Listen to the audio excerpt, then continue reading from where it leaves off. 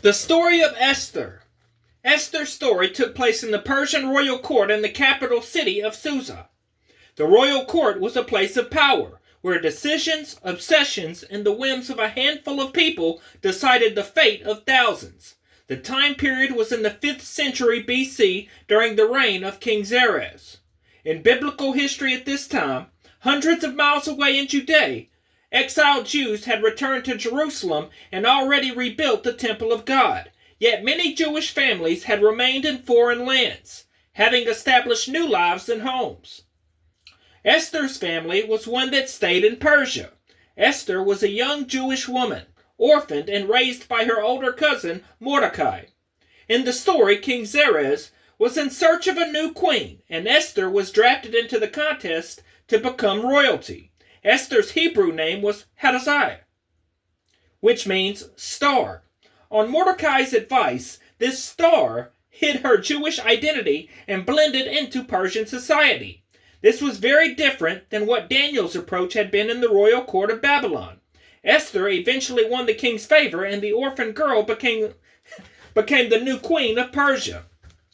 A turning point in Esther's story came when she was faced with a life-threatening choice about her Jewish identity. A man named Haman convinced the king to issue an edict to kill all the Jews in the Persian provinces on a single day.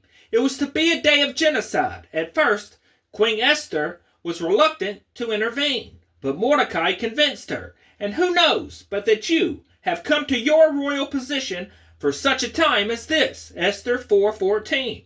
She chose the path of courage. She utilized her royal position and revealed to the king that she too was a Jew, one marked for his murderous edict. By the end of the story, the tables had turned. The king ordered Haman's execution and gave Haman's estate to Mordecai. The king also permitted the Jews the right to defend themselves against anyone who tried to carry out the murderous edict against them, thereby saving them from annihilation. The Festival of Purim, Fest of Lots, was established to commemorate this event. Esther 9:20-32. The book of Esther is the only book of the Bible that does not explicitly mention God. This apparent absence, however, makes an important point. God's presence may not always be in the foreground, like the miraculous signs and wonders in the stories of Abraham and Moses, but his presence is behind the scenes. He works through the seeming coincidences of human events to bring about his will. The question that faced God's people in exile was this: would God still protect them even though they were scattered in far-off lands? The story of Esther answers this question with the resounding yes.